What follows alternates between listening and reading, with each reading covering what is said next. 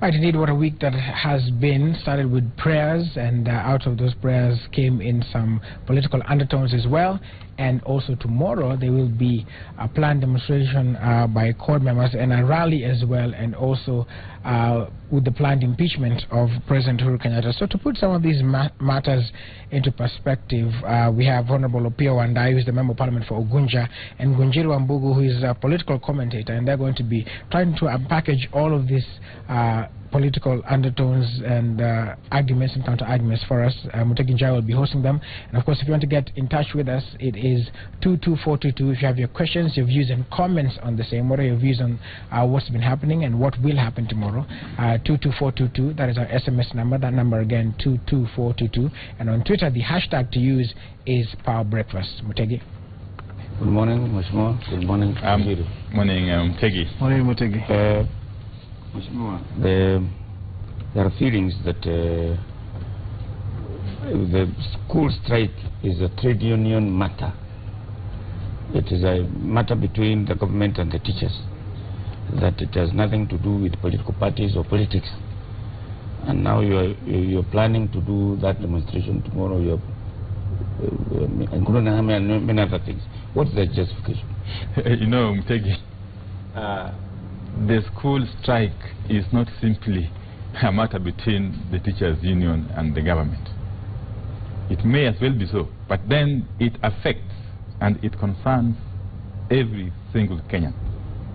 Political parties represent people, and therefore we are within our rights as members of the opposition to come out and express solidarity with the teachers of this country, because we believe the teachers have been mistreated.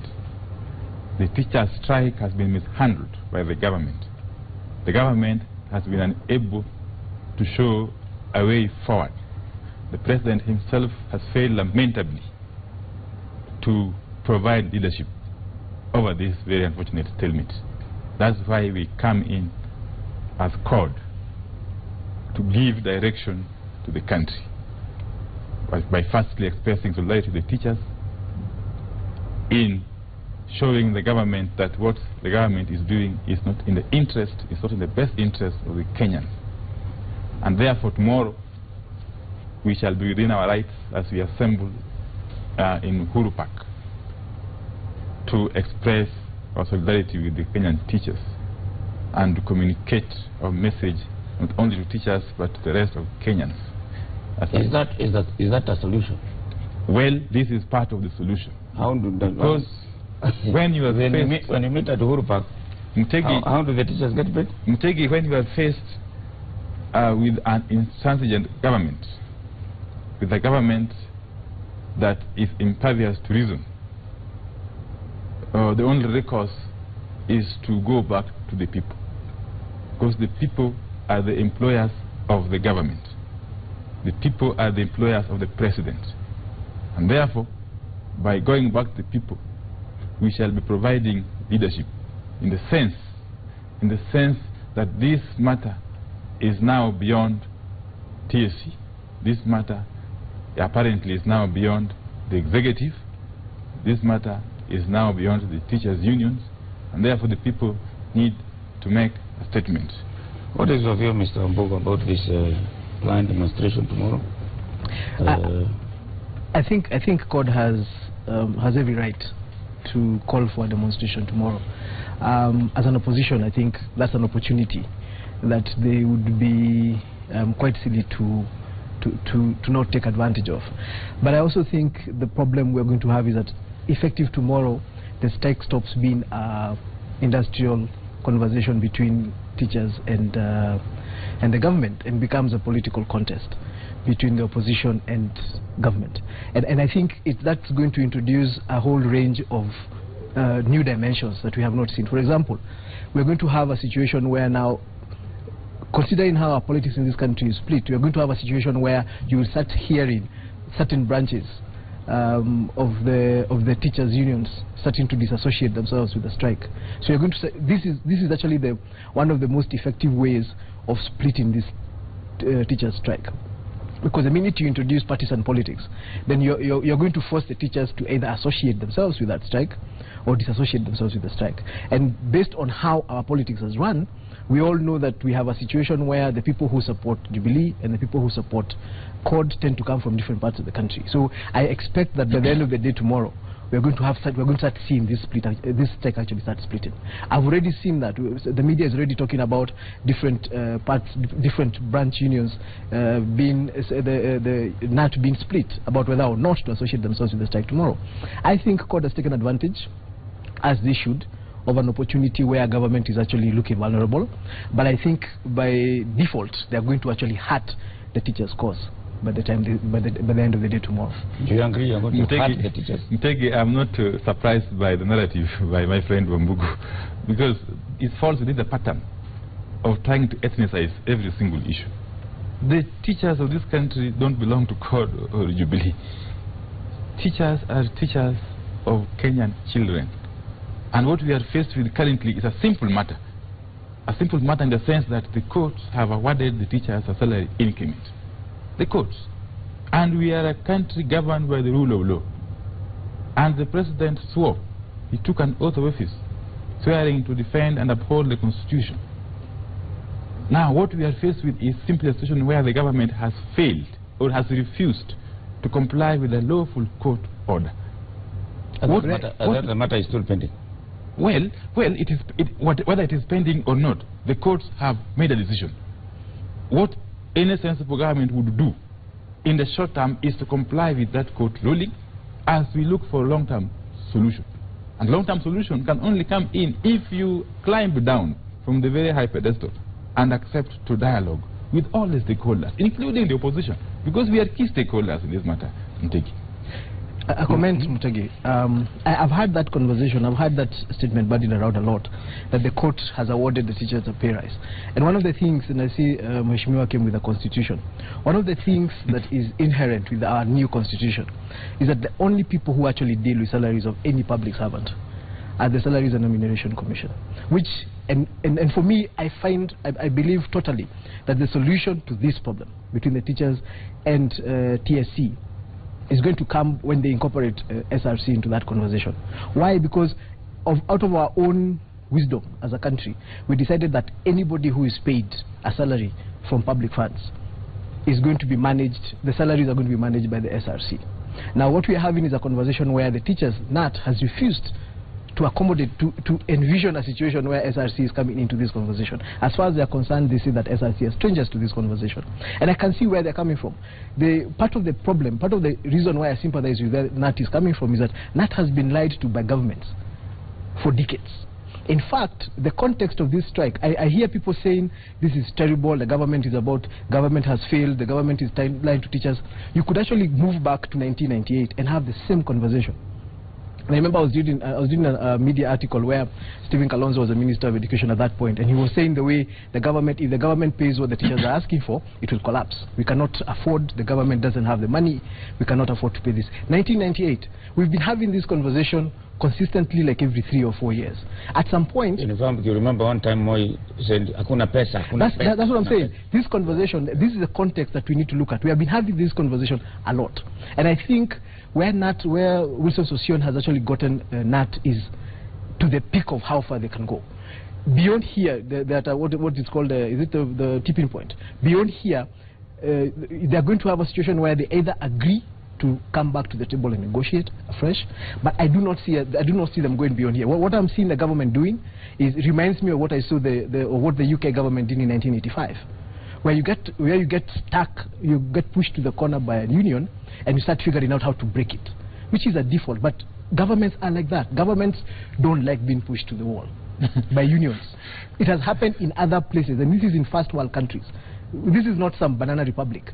The UK actually broke the National Union of Miners, which was the largest, 130,000 members, broke it under Margaret Thatcher. Of course, it hurt everybody, and I would hate for us to get to that point. But Arthur Skagin, who was the equivalent of Wilson Sossion at this moment, pushed the government to the point. He did not understand when he had won. NAT has reached a point where they've actually won this conversation. Now what they need to do is agree. People are saying it's 17 billion. 60% pay rise in 4 years of 178 billion moves that money to 280-something billion in 4 years. Let's not just look at what we are talking about right now. Let's look at the overall thing. Number two, every other member of the public service is going to ask for a pay rise. For that one you can take to the bank. Immediately this one is given, everybody will give. The president gave was this, that if the teachers get that, you have to harmonize across the board. Will have to go exactly. You know, and increase. Let's hear your. You know, Mutegi. Yes. Firstly, when my friend Wambugu says that this is not a banana republic, I quite agree with you. But it's also true. Actually, talking about the UK. It is also true. Yes. That it is only in failed states, such as Afghanistan in the past, Syria, for instance, where we have had a situation such as we are having in Kenya, where schools are closed arbitrarily by the government in the middle of a term. That is one. But secondly, the SRC could be the body the Constitution gives the mandate to do these issues of salary reviews. Now, but SRC itself is not above the courts. The teachers' union government disputes have been there over the years. It's a grave. But this is the first time we are having a court making a determination, very clear determination, giving express ruling that pay these teachers this much percentage. But above that, the fact is that in my own understanding, in my own reading of the Constitution, I don't quite agree that SRC has got a mandate over the teachers' salaries. My own interpretation is that the Teacher Service Commission is the sole body that has got that responsibility of employing, remunerating, and taking care of the welfare of teachers. That is the interpretation I have myself. Of course, it is open to debate. Yes. But then the most important thing, as we speak, is that a government exists to serve the interests of the people. But when a government wakes up and declares schools closed, including private schools, and doesn't give a timeline, a time frame, a roadmap, then you are faced with a situation where the citizens are left on their own. What we are left with is a situation where the citizens are left to determine what they need to do on their own. A government is supposed to provide solutions to people's problems. The way this government has handled this teachers' strike is, to say the least, utterly reckless. It's a situation which I don't believe is going to end in the manner the government is hoping. Because I can see the intention is to drag on this stalemate and wear out the teachers and eventually split it, as my friend says. Okay? Not forgetting that the government has tried in the past actually to split the teachers' union. That's how Kuppet came into being, in my view. Okay? It has not succeeded in breaking the teachers' will. And I can tell you, from here, going forward, it's only going to get worse. Because now this is going to spiral into a serious social catastrophe that has got all the hallmarks of a failing regime. When you see social services such as education, essential services such as education, health, crumbling in quick succession, you are basically witnessing a government which is just about to collapse. And this is not far-fetched, I can tell you.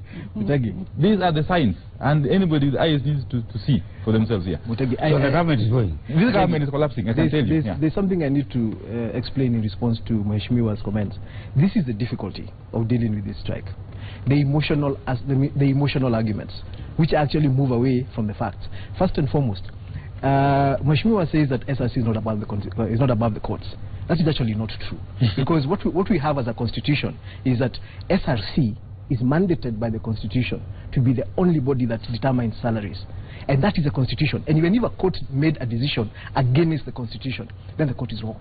That's the first thing that we need to understand. In fact, the second that thing, was the argument of the president. Exactly. The second thing we need to understand is that SRC is a commission in which TSC is a member, and in which the unions are members.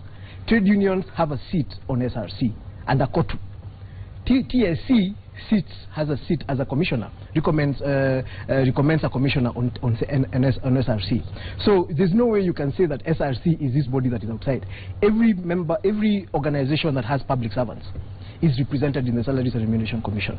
That is why even Parliamentary Service Commission, which Mheshimiwa, which pays decides Mheshimiwa's salary, is under SRC. And you see, the other thing that we are failing to understand, the people who have made this very difficult actually are members of Parliament. Why? The first time they got into office in 2013, they came up with a decision to raise their salaries themselves. SRC went against that decision. They wanted to disband SRC. One of the members of Parliament actually came up with a bill to kick the commissioners home. They untwisted the government, the executive, to the point where the executive had to accede to their demands.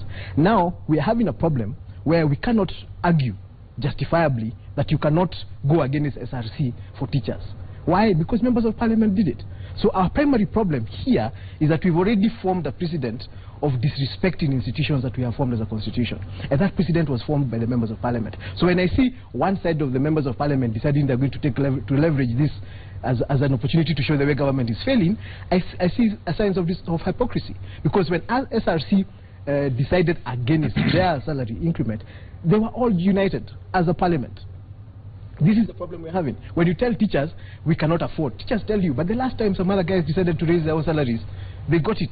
When you ask, we are different. Why are some public servants more important than others? That is the problem we're having. That is why we're not being able to make any headway.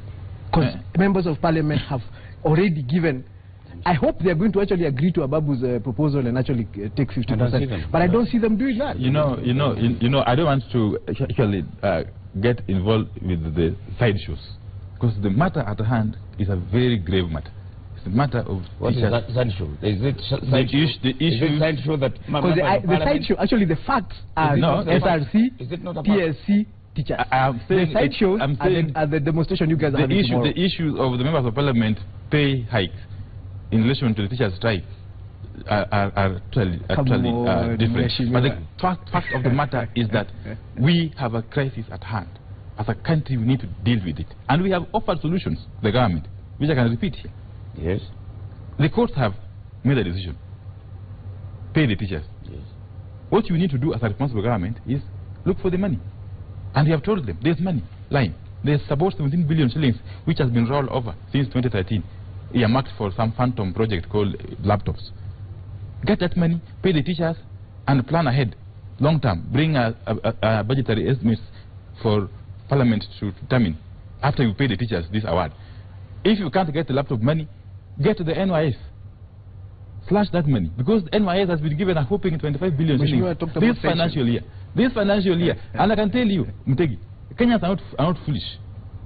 The budgetary allocation to NYS jumped from about 5 billion to 25 billion shillings in a year. Any sensible person will tell you that an institution whose absorption capacity has not been enhanced, remarkably, cannot be able to absorb even a quarter of that increment. And I can also tell you that was part of basically of a scheme to siphon public funds. Now, that's the same thing that happened to the judiciary. The judiciary jumped a similar size in terms of I've budget. just given an example. Yeah, so I'm saying if you're going to say that about NYS, then you'd have to go the same way about judiciary. And even if we didn't want to touch the NYS money, because it is meant for sacred cows, okay? We have told the government. We have told the government. We have told the government. This is now a side show. We have told the government time and again that please seal the loopholes through which taxpayers' funds are looted every single day. Deal with the corruption.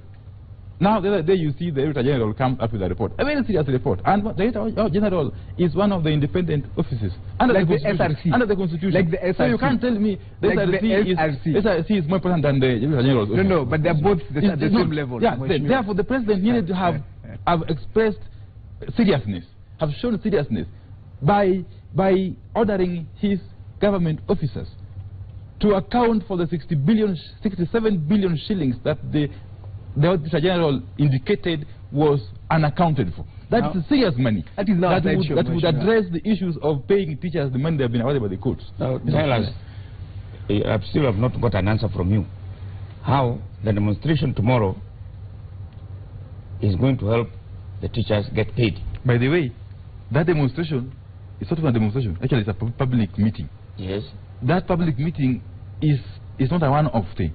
It's just one in a series the beginning of activities which are going to happen until the government pays the teachers their dues. And I can tell you that activity or series of activities is going to acquire life of its own. Why not you fundraise? During that meeting, you fundraise for the teachers to be... We have told the government avenues of getting the money. The government hasn't responded. We are not in the business of fundraising for the government. The government takes taxpayers' money. We pay taxes to the government. Every single Kenyan pays taxes to the government. Mutegi, it's the business of the government to make use of those taxes prudently. Mutegi, yes. Mheshimiwa is actually showing the complication of this conversation. You see, he has spoken for close to 3 minutes. And what we are having is a conversation about the emotive aspects of where teachers are. And there's no doubt about it. I have children who had to go out of school for a couple of days. Now, what we are and it's going to get complicated. Why?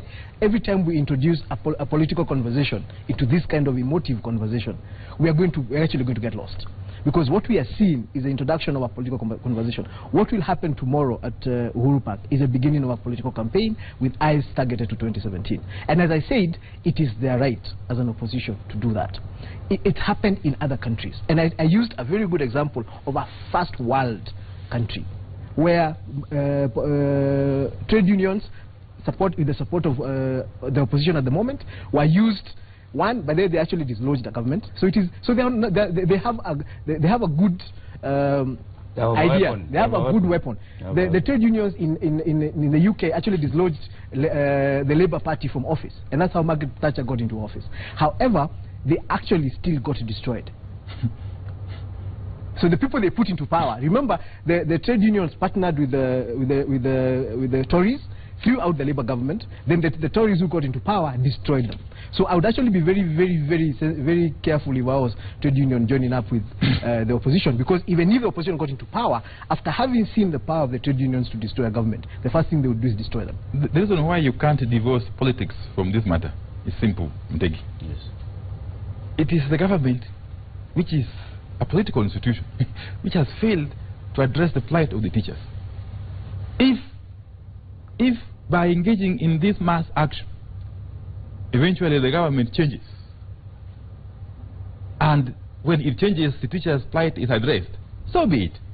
Valid argument. I give it to you. It's a valid argument. The Federation of Employers, Mrs. Mogo, is arguing that you shouldn't. The campaigns were used. There are side shows that it is going to destabilize production industry. It's going to affect them, the companies. What do you say that? I've seen that that effect in the newspaper today. I've also seen it, yes. But that is the usual capitalist talk. Yeah. Oh, yes. Capitalist using twisting facts to scare away people from demanding their rights. You see, it doesn't matter what really happens, because the government itself is on the wrong. And do you want the teachers to go back to class empty-handed, and then you'll have basically set a precedent that the government can defy a lawful court order. Okay? So it doesn't really matter what happens to the industries, what happens to the Federation of Kenya Employers. Okay? If we don't address the plight of the government is arguing, yes, through the president, that the judge who made that ruling usurped the power of SRC. Then they needed so the government has no business opening that kind of They've actually gone back to court. You know, they've gone to court. But in the meanwhile, the courts have told them, as you pursue your appeal, including the Supreme Court, as you pursue your appeals, now the Supreme Court, the Supreme Court didn't say that. That's now one of the political propaganda that is going on. Please pay the teachers. The Supreme Court did not say that. Please comply with the directive of the Industrial Court. Okay? It is important for us. The Supreme Court declined to hear them. Yes. Okay. So they did not say that you pay them. But by implication, it meant pay the teachers. If they meant that, they would have said that. But the most important thing is that we cannot run away from this issue. The central issue here is that government has got a responsibility to show the way insofar as respect for the rule of law is concerned. If we let a government get away with this kind of thing, then we are setting ourselves up for anarchy. No, Mheshimiwa, allow me to say this. One of the things that we keep talking about the Kenyan government as if it is a one united thing that is about to collapse the country. We forget that the judiciary is part of the government. Yeah? And what we have seen is a situation where any time the executive makes a decision that is wrong, the judiciary will correct it. For example, a very good example is the private schools that were closed last week. People went to court and corrected that. So our courts are processes of correction. And that means that you can actually make a decision, and that's why we have a structured hierarchy of courts. And one court can make a decision, another court can overturn it. And what the government has said is, first, we do not have the money to do this. Two, we have a problem because the court that decided this pay rise does not have the mandate to do it. And we have gone to court. They haven't refused. They said we've gone to court to actually appeal that decision. SRC has gone to court to appeal that decision. And I'm going to go back to the point I made earlier. Teacher Service Commission, COTU are members of SRC. The other time when I saw COTU saying they want to go and join into this strike, I was very surprised because COTU sits on the Salaries and Remuneration Commission. They know the mandate of the Salaries and Remuneration Commission. So Kenya National Union of Teachers is part of COTU. So we are having a situation where we have an infighting that now the opposition wants to take advantage of and now run a political campaign for. I think what we need to be doing right now, all of us, is asking everybody to move away from the emotions of this conversation and talk about the facts. This is a decision. First and foremost, I personally agree that teachers do need to get paid. Now the problem is how much do they need to get paid? The courts have said. But you see, the court can't tell you, for example, even near Opiyo, the court can't tell you to pay your employees 60 to 80%. They can't tell you that. I don't know how you're reasoning, my friend. Because, you know, courts can make any kind they of cannot tell you what to pay and your the court employees. within the law. But then, more importantly, here we are. The schools are closed. That's true. Children are this at is home. now the emotive Children part of this conversation. Okay. This is now, what is confusing this conversation. If the president was well-meaning, if he was seriously concerned with the welfare of his people, what he would have done, even if he had no money, which I don't agree with, he would have come down and asked for dialogue. Would have called a round table involving all these stakeholders. He did. He has done that. He should have called even the opposition, because we are key stakeholders in this country. Remember, we control more than half of the population. A long time, okay, so that people can honestly see that this guy is serious. He means well, but he is handicapped in a way. But to go out and issue decrees, issue ultimatums, but in a way to scare teachers and Kenyans is not acceptable. And you know what? Do you remember a week ago? A week ago, Nat Sosion actually asked schools to send their children home. Nat? Yes. But you see, he actually said that head teachers should send the students home and hand over. He was just saying the sensible thing as a unionist. Yeah, and then when the president because we are not teaching, yes, you have no business taking them there. Yeah. Take the children home. Let's go to another level bit. The court is also planning to impeach the president. Yes. Talk about that. Yes. Yes. The court has said is going to impeach the president, not just saying. Court is serious, is going to file a motion of impeachment against the president of the Republic of Kenya on account of violation of the Constitution. That is the ground upon which this impeachment motion is going to be raised on the floor of the House. And I'm going to sign that petition personally, that motion, to make it get to the floor of the House. Okay? It is important that we demonstrate to Kenyans that in this new constitutional dispensation, no one is above the law. And if the president brazenly defies a lawful court ruling, in fact appears to direct the SRC, or the Teacher Service Commission for that matter, okay, in terms of implementing a lawful court award, he has essentially violated his oath of office, which was to defend and uphold the Constitution of the Republic of Kenya. And therefore this motion is coming, and it is a very popular motion, I can tell you. Because me, I sit in Parliament with my colleagues, I come across the political divide. It's a very popular motion, and you will be surprised. You'll be surprised the kind of support it's going to garner. What happened to the tyranny numbers? No, that tyranny number is a myth. It's a myth. It's a myth. It is not there. As you see, the government, the coalition government is already unraveling. It's unraveling on very many fronts. And it's very clear. And you could see even the other day when there are confessions being made about who did what to who about the ICC.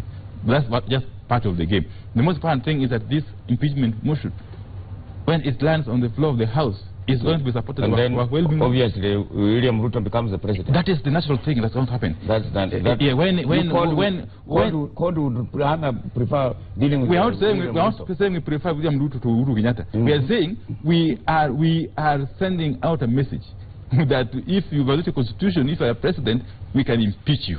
First and foremost, above the law. And if it so happens that after the impeachment, your deputy takes over, the better. That is not a problem. Even if he goes ahead and does a similar thing, we also impeach him.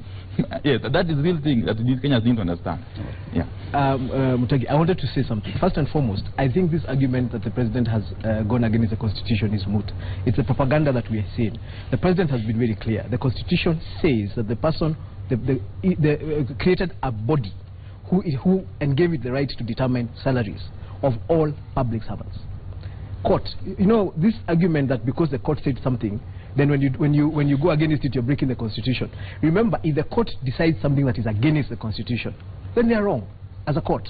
Of course, there's a process of going to determine how they are wrong, which the government is doing, because they're in court. But you see, you cannot argue, because what the president's argument is, it's very simple. The constitution has only one body that determines salaries of public servants. Our constitution, only one body, not the judiciary, the Salaries and Nomination Commission. And I don't think we have even reached the point where they have said they're not going to increase salaries of teachers. So that the conversation about whether the pay rise is justifiable or not is mute. The problem is that it's happening in the wrong arena. It is supposed to be happening in SRC, it is happening in court. Now that's one conversation. On the issue of the impeachment, first I think, as usual, court is just playing to the gallery. They've had a lot of things that they've attempted to do that didn't pull off, from Okoa Kenya to a lot of other things. This impeachment is them testing their strength in preparation for 2017. And I wish them all the best, but I do not think they're going to have the kind of success that they're saying they're going to have. I am on the issue of impeachment, of course, I can talk more aggressively, because I'm a member of parliament. Yes. You can only hope to talk maybe in future about that. But the most important thing here is that we are talking about a matter that the government itself originated. It must also be understood clearly that which government? The executive, the Teacher Service Commission. But you see, how does the Teacher Service Commission become part of the government? It's another independent commission. Unions did not take this matter to court. This is the propaganda. This matter went to court. This is the propaganda that must at the instigation of the Labour Ministry. TSC is an independent commission. That's given. What I'm saying. Same way SRC is an independent. So at what point do you say government took this matter to court? This matter TSC took this matter to court. At the instigation of the TSC and the Labour Ministry. Minister then Kazungu took this matter to court. TSC in fact, teachers were taken to court. Yes. And the courts have made a determination. So it is not upon teachers to again say now the courts have ruled on a matter that you took us to it for over. Then we have to go back and renegotiate. You cannot renegotiate a court order. Court orders are not subject to negotiations. Court orders are for implementation. But more importantly, the propaganda. As I conclude, the president does not have the leeway or the option to determine which court order to agree with and which one not to agree with. I don't think he has refused to agree. He has simply tried to selectively agree with court orders. Remember, it is the same court that ruled that he be the president when we didn't agree with his election. No. He won an election. He won that election. I'm surprised you came up with that. I was in court, and I know he won that election. So let's not say that the Supreme Court did not make Uhuru president. The Supreme Kenyans made Uhuru president. The Supreme Court made Uhuru Kenyatta the president. It confirmed. In fact, if we had behaved the way he's behaving now and refused the Supreme Court to accept the Supreme Court ruling, you won't be speaking now. Again, the problem we are having, the propaganda. A Supreme Court cannot make you president. If the same way a court cannot award you a salary. I said yesterday. The only way you become a president is when you are elected by Kenyans. I'm saying Kenyans elected Uhuru Kenyatta. The Supreme Court confirmed that Kenyans elected Uhuru. I'm saying so this argument that the Supreme Court made Uhuru president needs to stop. If the president behaves the way he behaves currently, it gives us cause for worry that perhaps in the coming elections, next elections, if he loses, and in fact when he loses, because he's going to lose, and the matter ends up in the Supreme Court, and the Supreme Court rules that he vacates office for Raila Amolo Odinga, and then it gives us an indication that he can decide to refuse to accept the court ruling. I'm saying, for example, He can simply decide to disobey that court ruling and cling to power like Loro Gbagbo did in Ivory Coast. You know, that is a very scary situation. So this is I think we need to agree. We can't allow the president. I think you make the last remark, then we conclude this. There are a lot of comments from people here. I think we need to agree. You cannot read. There are very many. Very many.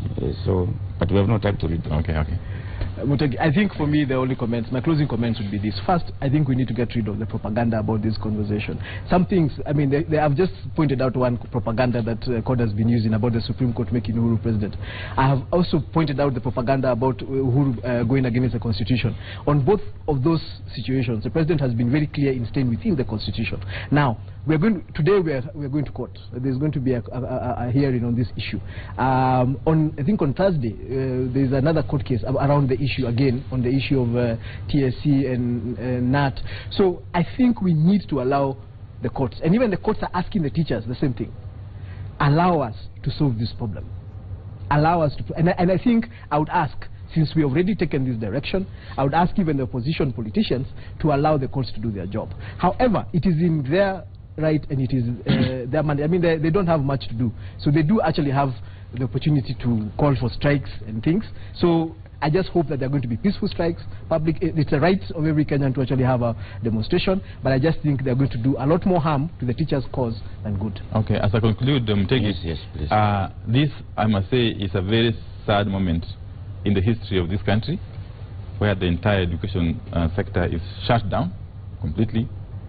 And because of this, I am appealing to fellow Kenyans, from wherever they are, of whatever political persuasion, that please come out and join us tomorrow. From tomorrow, join us in public appeal to the government to do what it's supposed to do.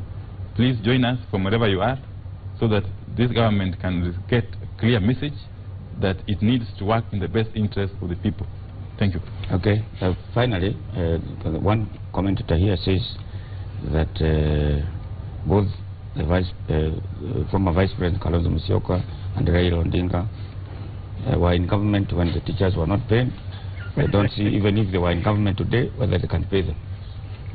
With those few remarks, let's listen to the band, and then we go back to think about